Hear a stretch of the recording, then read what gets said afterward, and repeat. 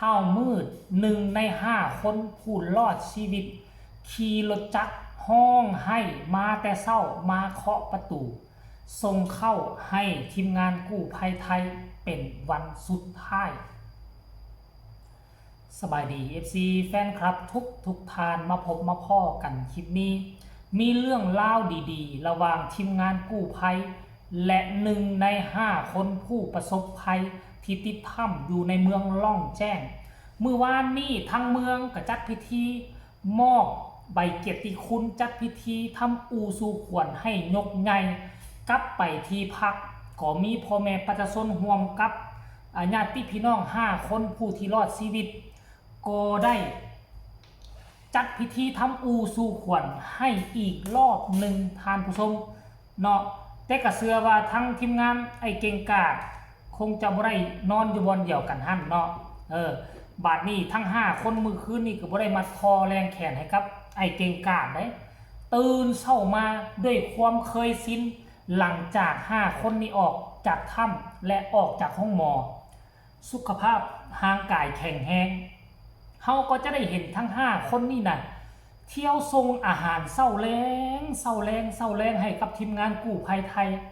และกู้ภัยลาวได้กินน้ำกันอาหาร อาจจะบ่มากมายก่ายกองอาจจะบ่หลายอาจจะบ่ได้กินน้ำกันครบทั้ง30-40คนกู้ภัยไทยลาวและต่างประเทศแต่อย่างน้อยๆนี่ก็คือความรับผิดชอบแรกที่เขาได้ออกจากถ้ำและเขามีสุขภาพแข็งแรงขึ้นในเมื่อชีวิตเขารอดมาได้เพราะคนอื่นช่วยเหลือเขาก็อยากจะตอบแทนบุญคุณทีมงานกู้ภัยไทยลาว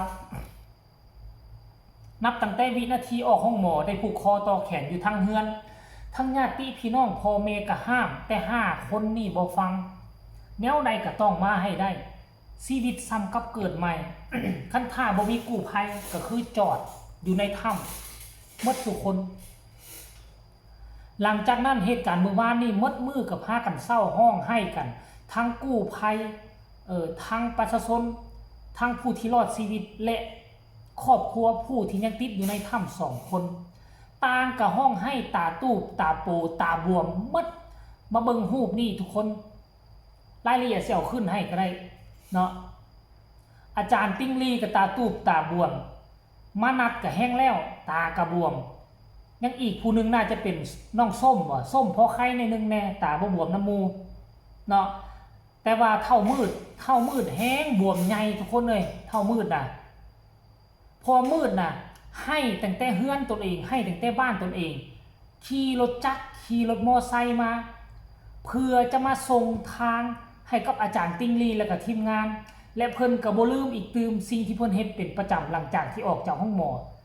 หิ้วถงเข้าถงน้ำมาให้อาจารย์ติ้งลี่เบิ่งแม่ทุกคนไผจะบ่ห้องให้น้ำน่ะเบิ่งนี่ถงเข้าน่ะอาจจะเป็นเศร้าสุดท้ายอาจจะเป็นเข้าคาบสุดท้ายที่จะได้มาส่งให้อ้ายเอื้อยเพื่อนมิตรสหายผู้ที่ช่วยให้เขารอดชีวิตจนอาจารย์ติ้งลี่ได้ออกมาโพสต์เคลื่อนไหวว่าส่งเข้ามืดจากลาเท่ามืดขับรถมาแต่เศร้าด้วยน้ำตาห้องให้ฟุ้งไฟมาปลุกวสันเดด้วยหักและผูกพันแต่สิ่งที่น่าทึ่งกว่านั้นเขายังอยากช่วย2คนที่ติดในถ้ำต่อเพอส่งทีมงานลาวไทยไปแล้ว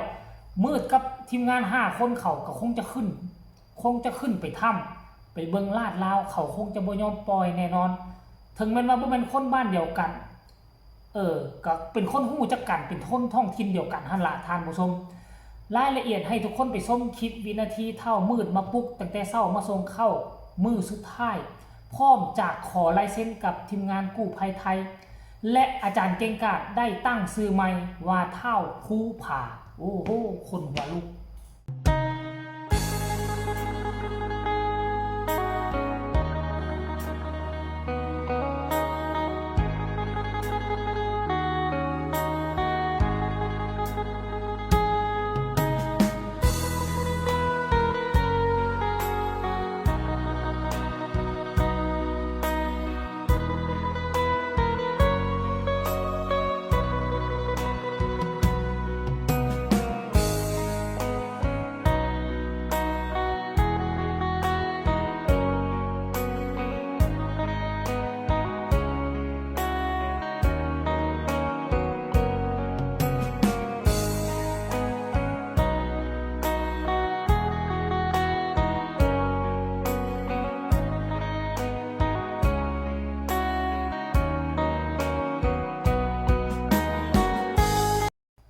เห็นบ่ทุกคน FC แฟนคลับ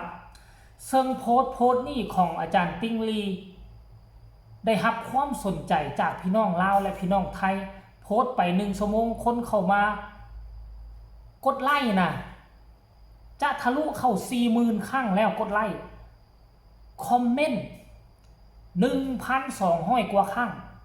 คนกดแชร์เกือบ300 กว่าครั้งท่านผู้ชม FC แฟนคลับป้าโถอันนี้มันคือเรื่องราวมหัศจรรย์ขั้นท่ากรณีว่าทีมงานกู้ภัยลาวไทยยังดันด้น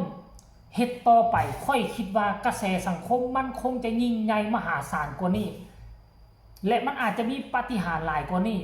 อันนี้ก็เข้าใจอยู่ดอกเพราะว่าชีวิตของทุกคนมันมีคุณค่าในเมื่อ2 คนติดถ้ำนั้นยาวนานแล้วเบิ่งแล้วคือบ่มีวีแววคันสิเอาทีมงานกู้ภัยทั้งลาวและไทยทั้งต่างประเทศไปเสี่ยงตื่นเนาะถ้ามันเกิดอีหยังขึ้นมาคือมันเป็นการสูญเสียที่มหาศาลระดับประเทศท่านผู้ชมเอ่ยการที่ตัดสินใจหยุดขุดค้นในถ้ำมันก็คงจะเป็นการดีที่สุดแล้วแหละ FC แฟนคลับทั้งลาวและไทยเขาก็เข้าใจหลายมือเราเห็นกับเจ้าคอมเมนต์ออกมาซายุดซามันบ่ปลอดภัยเนี่ยทุกคน FC แฟนคลับโอ้บ่ฮู้แนวสิเฮ็ดบ่แนวสิฝันเพ้อๆในช่วงขณะที่ค่อยเฮ็ดคลิปอีก4 คนนั่นขี่รถตามมาเรียบร้อยแล้วแหละเบิ่งอันน่ะตามมาส่งทางแน่นอนเพราะว่าตอนที่อาจารย์ติ้งลีโพสต์นี่เผลอๆนี่ฮอดเวียงจันทน์แล้วเพราะว่าเป้าหมายตามนัดหมายที่จะขึ้นยนต์ขึ้นฮอเนาะประมาณ 7:00 นตอนนี้คือสิมาฮอดเวียงจันทน์เรียบร้อยแล้วจึงออกโพสต์เคลื่อนไหวนะท่านผู้ชม FC แฟนคลับโอ้ท่านผู้ชมเว้ยมันเหมือนกับว่าเฮาฝันไปใน2 มื้อนี้ฝันไปมันเหมือนคือบ่แม่นเรื่องราวความจริงนี่แหละทุกเหตุการณ์เนาะทุกเวียกงานมันมีการพบมันมีการพ้อมันมีสมหวังและมันก็จะมีผิดหวังมีการพบมันต้องมีการจากลาจากกันครั้งนี้บ่ฮู้ว่ามื้อใดสิได้หวนมาพบมาพ้อกันใหม่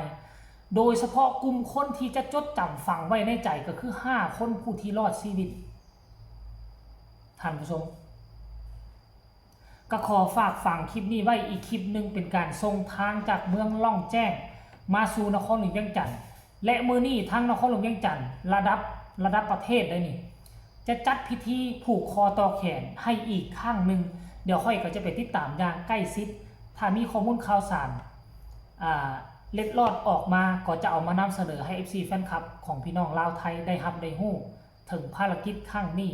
อีกคลิปก็แล้วกันสำหรับคลิปนี้ลาทานผู้ชมไปก่อนสบายดี